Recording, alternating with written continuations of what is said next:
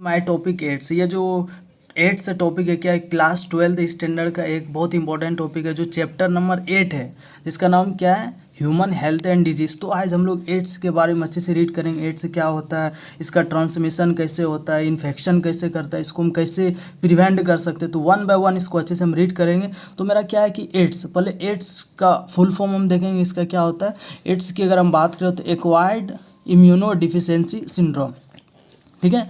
तो यहाँ पे क्या है कि सिंड्रोम हमको अच्छे से समझना है कि सिंड्रोम का मतलब होता है मीन्स एक ग्रुप ऑफ सिम्टम। जब बहुत सारे सिम्टम हमको एक साथ देखने को मिलेंगे तो हम उसको क्या बोलेंगे, सिम्टम्स बोलेंगे, ठीक है। उसके बाद मेरा कि सबसे इंपॉर्टेंट पॉइंट क्या है कि एड्स डे कब सेलिब्रेट किया जाता है। तो हमको अच्छे से माइंड में याद रखना कि 1 दिसंबर को एड्स डे सेलिब्रेट किया जाता है, ठीक है। उसके बाद क्या है मेरा, AIDS first reported in 1981 in USA. AIDS जो पहली बार इसको रिपोर्ट किया गया था, देखा गया तो 1981 में। कहाँ देखा गया था, यूएसए में, ठीक है। उसके बाद क्या है कि it means deficiency of immuno system. जब एड्स होता है तो क्या होता है, हमारा जो इम्यूनो सिस्टम होता है, इम्यूनो सिस्टम मीन्स जो इन्फेक्शन के खिलाफ, हमारे बॉडी में जो भी इन्फेक्शन काउज करता है उसके खिलाफ लड़ाई करना, मतलब उसको मतलब खत्म करना। तो उसको इम्यूनो सिस्टम को क्या करता है, जब एड्स होता है तो उसको वीक कर देता है, ठीक है। उसके बाद हम देखेंगे कॉजेटिव एजेंट कैसे एड्स काउज करता है, ठीक है। तो पहला क्या है कि एड्स जो होता है मेरे को मेनली एक वायरस है जिसका नाम क्या है कि HIV का फुल फॉर्म क्या होता है, ह्यूमन इम्यूनो डिफिशियंसी वायरस, ठीक है। तो AIDS is caused by HIV virus. तो हम देखें जो एड्स जो मेरा बीमारी है वो किससे होता है, HIV एक वायरस है जिसके वजह से क्या होता है, मेरे को एड्स होता है, ठीक है। अब बात करें जो HIV वायरस है ना, ये क्या है कि रेट्रो वायरस का क्या है, रेट्रो वायरस क्लास का यह वायरस है, ठीक है। तो रेट्रो वायरस क्या होता है, इसको हमको देखना है कि रेट्रो वायरस को हम क्या बोलते हैं, ग्रुप ऑफ वायरस। जब बहुत सारे वायरस का ग्रुप होगा तो उसको हम क्या बोलेंगे, रेट्रो वायरस बोलेंगे। ग्रुप ऑफ वायरस को क्या बोलते हैं, रेट्रो वायरस बोलते हैं, ठीक है। उसके बाद क्या है कि retro virus it means that it's genetic material is RNA। ये जो रेट्रो वायरस होता है इसका जो जेनेटिक मटेरियल होता है, जेनेटिक मटेरियल में क्या आता है, एक DNA आता है, एक RNA आता है। लेकिन ये वायरस है रेट्रो वायरस, तो इसका जो जेनेटिक मटेरियल होगा वो मेरा क्या होगा, RNA होगा, ठीक है। उसके बाद ये क्या करेगा, कंटेन करेगा रिवर्स ट्रांसक्रिप्टेज जीन। दो इसका एक मेरा जेनेटिक मटेरियल जो होगा वायरस का RNA रहेगा, और दूसरा ये कंटेन क्या करेगा, रिवर्स ट्रांसक्रिप्टेज जीन करेगा, ठीक है।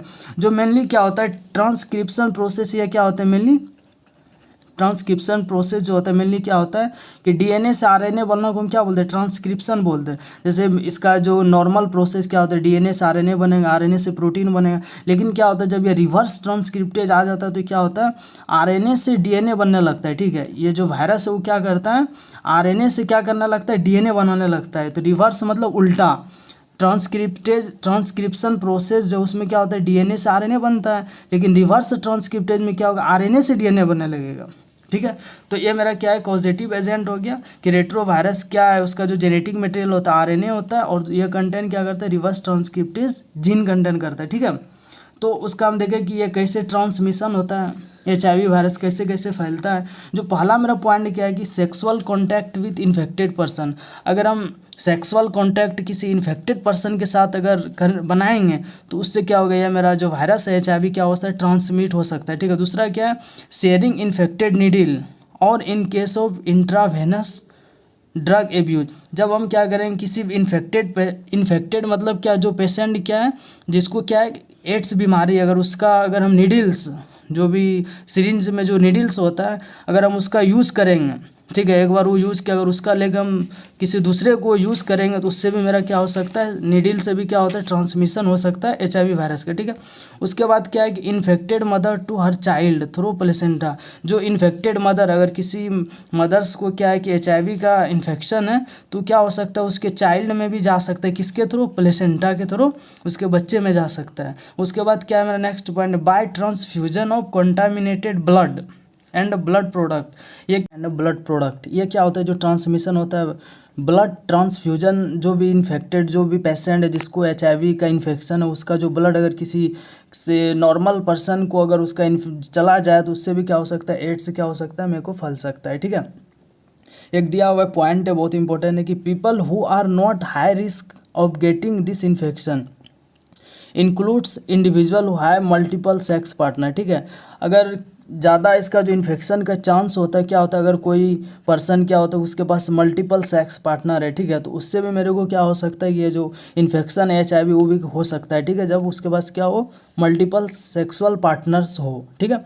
उसके बाद क्या है कि HIV और AIDS is not spread through physical contact. यह जो HIV और एड्स होता है, यह नहीं कि किसी को हम टच कर देंगे, उसका सामान हम यूज कर देंगे, उसका हम कोई भी चीज़, बर्तन हो गया, कोई भी चीज़ अगर हम उसका ले लेंगे तो ऐसा नहीं कि उसके सामान या टच फिजिकल से क्या होता है एड्स फैलता है, ठीक है। तो ये पॉइंट अच्छे से समझ गए कि HIV और एड्स से होता है नॉट स्प्रेड थ्रू टच और फिजिकल, किसी को छूने पकड़ने से क्या होता है कि एड्स नहीं फैलता है।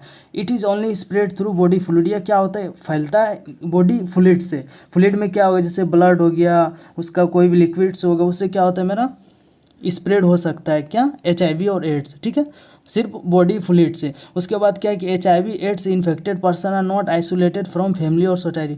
ऐसा नहीं कि किसी को एड्स हो गया या HIV हो गया तो उसको फैमिली से अलग कर देना चाहिए, ऐसा नहीं है। उसको क्या करना चाहिए, उसको अच्छे से उसका ट्रीटमेंट ये उससे अच्छे से प्यार से बातें करे, उससे अच्छे से केयर करे, उसको अच्छे से दिलासा दे, तो आदमी क्या हो सकता है थोड़ा जी सके। ये नहीं कि उसको एड्स हुआ उसको फैमिली से अलग कर दिए, ऐसे उसको ऑलरेडी वो क्या है मेंटली अनफिट है, और उसको जब ऐसे ट्रीट करेंगे तो ऑलरेडी क्या हो जाए और ज़्यादा हो जाए, इसलिए उसको फैमिली और सोसाइटी से अलग नहीं करना चाहिए। उसके बाद नेक्स्ट पॉइंट क्या है कि there is always time lag between the infection of AIDS symptom appearance. ये जो सिम्टम होता है ये बहुत लंबी टाइम गैप होता है, ठीक है, इन्फेक्शन ऑफ एड्स का, ठीक है, जो पीरियड में वेरी फ्रॉम फ्यू मंथ्स। इन्हें कि एड्स अगर आइज में हुआ तो 10 दिन बाद पता चल जाएगा। इसके लिए क्या हो सकता है कि कई मंथ या 5 से 10 साल इसका जो अपीयरेंस होता है, इसका सिम्टम होता है आने में पता चलने में लग जाता है, ठीक है, 5 से 10 साल इसके सिम्टम को पता चलने में लग जाता है कि इसको एड्स है, ठीक है। इन्हें कि तुरंत पता चल जाए 10 दिन, 1 मंथ, 2 मंथ में, ऐसा नहीं होता। अगर आज में कोई एड्स हुआ तो क्या हो सकता है 5 से 10 साल या फिर या कई मंथ इसको लग सकता है पता होने के लिए, ठीक है। तो हम लोग ये डायग्राम से अच्छे से समझेंगे, NCERT का डायग्राम है, तो इस डायग्राम से हम क्लियर करेंगे कि एड्स का जो इन्फेक्शन होता है कैसे का हो जाता है। पहले हम क्या देख रहे हैं कि ये रेट्रो वायरस है, ठीक है, जो नेक्स्ट स्लाइड था, पिछले स्लाइड मैंने पढ़ा था, ग्रुप ऑफ वायरस को रेट्रो वायरस बोलते हैं। यह रेट्रो वायरस क्या होता है, जो वायरल प्रोटीन होता है वायरस का, वो क्या करता है प्रोटेक्ट कर लेता है। फर्स्ट स्टेप क्या होता है कि ये जो वायरल प्रोटीन कोट होता है क्या करता है रेट्रो वायरस प्रोटेक्ट कर लेता है, ठीक है। उसके बाद ये क्या करेगा वायरस इन्फेक्ट नॉर्मल सेल, ये जो रेट्रो वायरस है इन्फेक्ट क्या करेगा सेकेंड स्टेप में नॉर्मल सेल को इन्फेक्ट करेगा। फिर उसके बाद क्या आ रही है, जब इन्फेक्ट कर दिया तो ये एनिमल सेल है, ये पूरा का पूरा एनिमल सेल है। तो ये क्या हो रहा है कि वायरस क्या कर रहा है इन्फेक्ट जब नॉर्मल सेल को करेगा एनिमल सेल को, तो क्या हो जाएगा यहाँ पे viral RNA is introduce into cell. ये सेकेंड स्टेप से जब थर्ड स्टेप में आएगा तो क्या होगा वायरल RNA क्या करेगा इंट्रोड्यूस कर देगा किसमें एनिमल सेल में, ठीक है। तो मेनली जो क्या होता है कि RNA से DNA बनता है, लेकिन RNA से DNA बनता है, लेकिन जो फोर्थ स्टेप है क्या होगा जो viral DNA is produced by reverse transcript. जो ट्रांसक्रिप्शन प्रोसेस होता है उसमें क्या होता है, जो मेरा ट्रांसक्रिप्शन होता है तो उसमें क्या होता है कि DNA से RNA बनता है, ठीक है, DNA से RNA बनता है RNA, लेकिन क्या होगा यहाँ पे रिवर्स ट्रांसक्रिप्टेज है। रिवर्स ट्रांसक्रिप्टेज में मतलब क्या हो जाएगा RNA से DNA बनने लगेगा, ठीक है। तो क्या होगा 4 स्टेप में पहले वायरल RNA इंट्रोड्यूस होगा सेल में, उसके बाद क्या होगा वायरल DNA क्या होगा रिवर्स ट्रांसक्रिप्टेज करके फिर क्या होगा 5th स्टेप में क्या होगा viral DNA incorporate into host genome. ये होस्ट यहाँ पे क्या है जो पर्सन है, ठीक है, इसके होस्ट में वायरल DNA क्या हो जाएगा इंट्रोड्यूस हो जाएगा। जब यह इंट्रोड्यूस हो जाएगा तो क्या होगा न्यू वायरल RNA प्रोड्यूस होगा। जब इसमें इंट्रोड्यूस होने के बाद क्या होगा ये अपना नया वायरस क्या करेगा बनाएगा। फिर उसके बाद जो 7 स्टेप उसमें क्या होगा न्यू वायरस आर प्रोड्यूस होगा। इसमें न्यू RNA जब प्रोड्यूस होगा तो इसके बाद ये नया वायरस प्रोड्यूस करेगा। जैसे यहाँ आप देख रहे हैं 3 ये क्या है कि न्यू वायरस है। फिर उसके बाद क्या होगा new virus infect other cell, ठीक है। तो पहला हम क्या देखें कि रेट्रो वायरस क्या करेगा एनिमल सेल में क्या करेगा इंट्रोड्यूस करेगा। जो क्या होगा जो वायरल RNA होगा इंट्रोड्यूस होने के बाद क्या होगा यह वायरल DNA रिवर्स ट्रांसक्रिप्टेज के थ्रू क्या हो जाएगा DNA में चेंज होगा। फिर ये जो वायरल DNA है वो होस्ट में जाएगा, होस्ट में जाने के बाद क्या होगा न्यू वायरस प्रोड्यूस होगा। फिर उसके बाद क्या होगा new virus infect other cell. जैसे हम फिर इसको पॉइंट से अच्छे से इसको क्लियर कर पाएंगे डायग्राम को पूरा। तो पहला क्या देख रहे हैं कि the virus enter the body of a person. जब ये वायरस इंटर करेगा बॉडी के पर्सन के बॉडी में एंड इन्फेक्ट माइक्रोफेजेज। ये जो माइक्रोफेजेज है बहुत इंपॉर्टेंट। माइक्रोफेजेज क्या होता है, ये एक फाइगोसाइट्स इसको बोलते हैं, जो क्या करते हैं खा लेता है जो भी मतलब इन्फेक्टेड जो भी हार्मफुल सब्सटेंस होता है, और दूसरा क्या करते हैं किल कर देता है जो भी हार्मफुल चीज़ होता है, ठीक है। तो क्या करते हैं जब वायरस इंटर करेगा बॉडी पर्सन के बॉडी में, तो ये जो मेरा माइक्रोफेजेज है सबसे बड़ा इंपॉर्टेंट पॉइंट, इसको क्या कर सकता है इन्फेक्ट कर देता है, ख़राब कर देता है, ठीक है। उसके बाद क्या होगा, virus replicate it's RNA genome. जब यह माइक्रोफेज को डैमेज कर देगा तो क्या होगा, वायरस रेप्लिकेट करेगा आरएनए जीनोम से डीएनए में, आरएनए से डीएनए बनाएगा, फिर वो क्या करेगा इनकॉर्पोरेट इनटू होस्ट यहाँ किसको बोल रहे हैं, यहाँ पर्सन को बोल रहे हैं, ठीक है। तो क्या होगा जब ये आरएनए जीनोम क्या हो जाएगा वायरल डीएनए में कन्वर्ट हो जाएगा, तो ये क्या करेगा होस्ट डीएनए में आएगा, जो पर्सन का डीएनए उसमें आएगा, जो क्या करेगा उसका जो मशीनरी होगा, ठीक है, उसको यूज करके क्या करेगा वायरस अपना नंबर बढ़ाएगा, इंक्रीज करेगा अपना नंबर, ठीक है। उसके बाद क्या देख रहे हैं, then direct the infect cell. ये जो मशीनरी यूज कर लिया डीएनए का, तो क्या करेगा इन्फेक्ट करेगा सेल को, प्रोड्यूस्ड मोर वायरस पार्टिकल, ठीक है। जब ये इन्फेक्ट कर देगा सेल को तो क्या करेगा अपना जो वायरस का पार्टिकल है नंबर है वो बढ़ाएगा अपना, ठीक है। जो क्या हो फिर देख पा रहे हैं कि माइक्रोफेजेज बिकेम HIV फैक्ट्री, ठीक है। उसके बाद क्या it attack other T lymphocytes. जब यह मेरा माइक्रोफेज डैमेज हो जाएगा तो क्या होगा हमको देखने को मिलेगा ये दूसरा जो मेरा टी लिम्फोसाइट है तो क्या करेगा उसको भी ये डैमेज कर देगा, ठीक है। उसके बाद क्या होगा प्रोड्यूस मोर वायरस प्रोजिनी। जब यह टी लिम्फोसाइट मेरा डैमेज हो जाएगा तो क्या होगा प्रोड्यूस ज़्यादा वायरस प्रोजनी होगा। फिर उसके बाद क्या देख रहे हैं द प्रोजनी वायरस रिलीज्ड। जब वायरस क्या हो जाएगा मेरा प्रोजनी ज़्यादा होगा तो क्या होगा अपना जो प्रोजनी होगा वो रिलीज़ करेगा, फिर क्या होगा अटैक करेगा अदर टी लिम्फोसाइट को। जब टी लिम्फोसाइट क्या होगा जब वो पूरा वीक हो जाएगा, क्या होगा जब हमारे बॉडी में लिम्फोसाइट नहीं बचेगा तो क्या होगा हमको बहुत सारी बीमारी देखने को मिलेगा, जिसके वजह से क्या होगा मेरा इम्यूनो रिस्पॉन्स क्या हो जाएगा बहुत ही वीक हो जाएगा। तो ये क्या है कि सारा इन्फेक्शन है वन बाय वन आप देख लिया, जैसे कि वायरस पहले पर्सन के बॉडी में इंट्रोड्यूस करेगा, माइक्रोफेज को डैमेज करेगा, उसके बाद क्या करेगा ये अपना आरएनए से डीएनए बनाएगा, फिर होस्ट डीएनए में जाएगा, फिर उसके बाद क्या करेगा अपना नंबर जो वायरस का अपना बढ़ाएगा, फिर उसके बाद ये टी लिम्फोसाइट को क्या करेगा डैमेज करेगा, ठीक है। उसके बाद क्या होगा जो वायरस का प्रोजनी रहेगा वो रिलीज होगा और फिर क्या होगा अदर टी लिम्फोसाइट को क्या करेगा डैमेज करेगा, ठीक है। तो यह इन्फेक्शन होगा। उसके बाद हम डिटेक्शन कैसे करेंगे, पता कैसे करेंगे वायरस के डिटेक्शन। तो एक टेस्ट है इलीजा, ठीक है, जिसको हम क्या बोलते हैं एंजाइम लिंक्ड इम्यूनो सोर्बेंट एसे, ठीक है। ये क्या है डिटेक्शन टेस्ट है, ठीक है, जिससे हम पता करते हैं, ठीक है।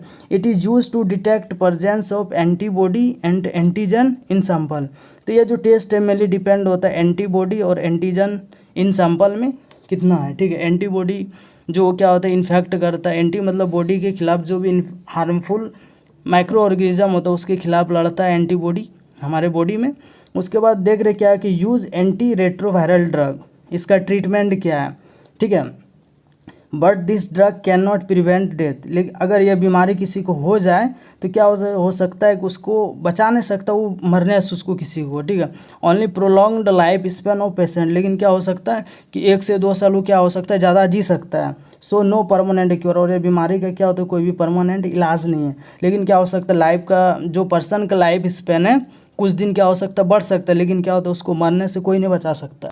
तो इन्फेक्शन हमने देखा क्या कि कैसे इन्फेक्ट करता है वायरस। उसके बाद हम क्या देखेंगे प्रिवेंशन, हम इसको कैसे बचेंगे इस बीमारी से, ठीक है। तो पहला पॉइंट है कि प्रिवेंशन ही बेस्ट ऑप्शन, जितना हो सके हम इससे बचे, पहला यही है। फिर उसके बाद क्या है कि clean needles may be provided to the drug addict. हमको क्या करना चाहिए जो भी नीडल होता है उसको क्या करना चाहिए क्लीन नीडल हमको हमेशा यूज़ करना चाहिए।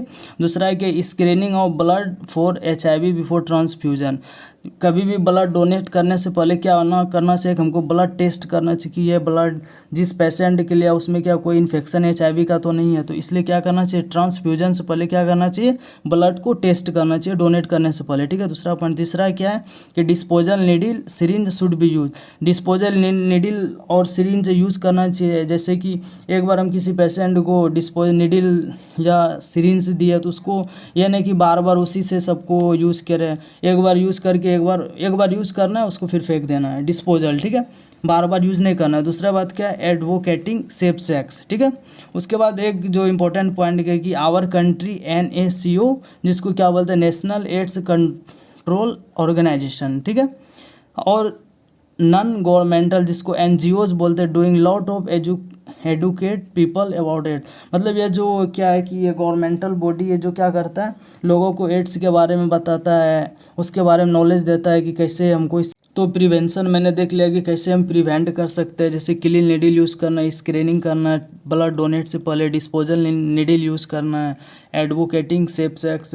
तो वन बाय वन जैसे देखे क्या कि HIV क्या होता है, उसका इन्फेक्शन कैसे काउज होता है, इसका प्रिवेंशन, और जो डायग्राम है डायग्राम के थ्रू पूरा मैंने अच्छे से रीड किया, उसको अच्छे से डायग्राम के थ्रू समझना है।